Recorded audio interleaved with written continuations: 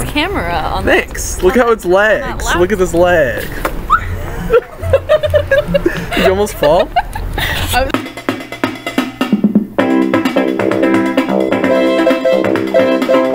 So first question, I've noticed your sentences are often elaborate and tightly woven. Thank you for noticing.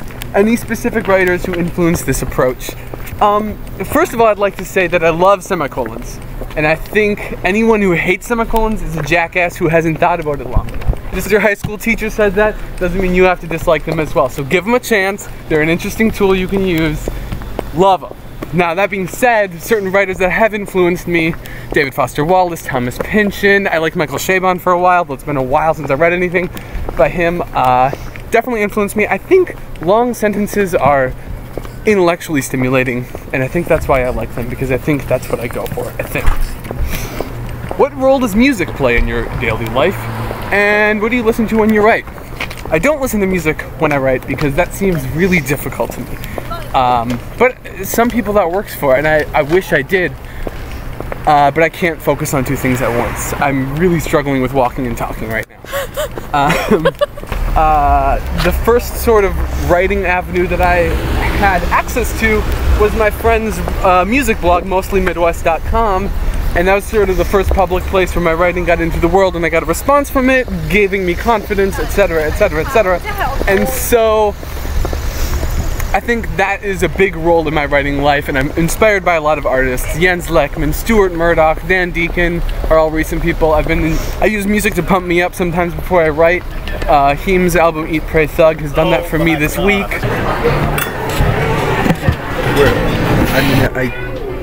I'm in IKEA for the first time. We're in the chair section. It's very crowded on a Sunday. Oh, I like this green one. I love this green one. I think I'm gonna buy it. I think we need it. It's only $900. What inspired my Mario Kart 64 poems? Initially, it was just it was a joke idea that I had for a while, and then thought it would be actually funny if I did it, and I did it very seriously. So I tried to just take the gimmicky idea and make it serious, hoping that made it funnier. And I also played a game called Mario Kart 2 by Chelsea Saunders, and it's a sort of self-aware, independent game. I highly recommend it. I think it was great. We're going to the kitchen now.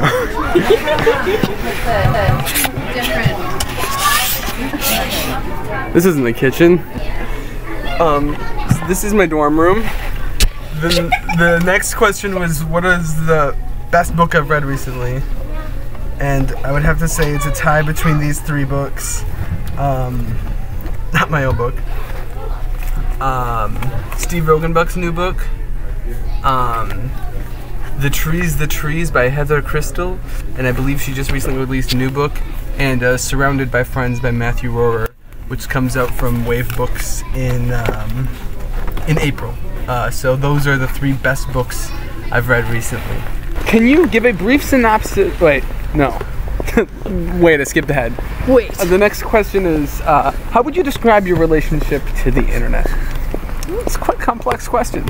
I think what I like to think of, when I think of the internet, I think of it as a parallel consciousness to the own two consciousnesses that we have. For project ourselves, we parallel and lateral to the, and it's really interesting to me to control the flow of information. And we have our conscious mind. As an example, we have our subconscious mind. And our subconscious mind is, we have our internet conscious mind. We use the conscious mind always working in the background.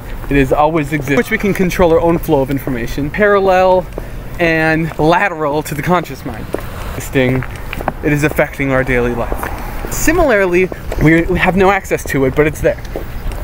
Then we have the conscious parallel and lateral project ourselves. For example, to similarly, which is always also working in the background, through which we can project ourselves through, because I think the two are entwining. I think, for example, I shaved my neck for this interview because I wanted to look nice for my internet self to be projected in a nice way, even though that's something I had to do in my physical reality.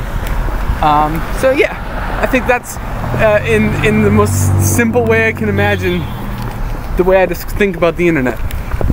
Can you give a brief synopsis of the weirdest dream you've ever had? I can't think of any really weird dreams off the top of my head, but I did have a very strange dream recently where my brother Frank Smith was killed or died in some way, and I wasn't concerned because I alone had the ability to upload his brain into a robot, one of those floating robots from Flubber, and so I kind of got to have my older brother as a robot helper, and that was, I think it took place in a factory of some sort. Am I working on anything new? I'm working on a series of Tom Clancy erasure poems about war, and I'm working on a series, really long poem called the Kush Cantos about marijuana, the political effects of marijuana, the personal effects of it, because I think it's an interesting subject that nobody writes about very often, unless you're a hip-hop musician. One sentence that describes my worldview. Go about things in a logical way, but that's not really fun, and so I try to look for the absurd aspect of everything, and that's all. Thank you, Cutty Spot. Thank you, Matthew Sherling. Thank you, Danya Bush, for helping me record. Thank you, City of Boston. Oh, perfect. We're here at my apartment. The camera store. Shoes and things.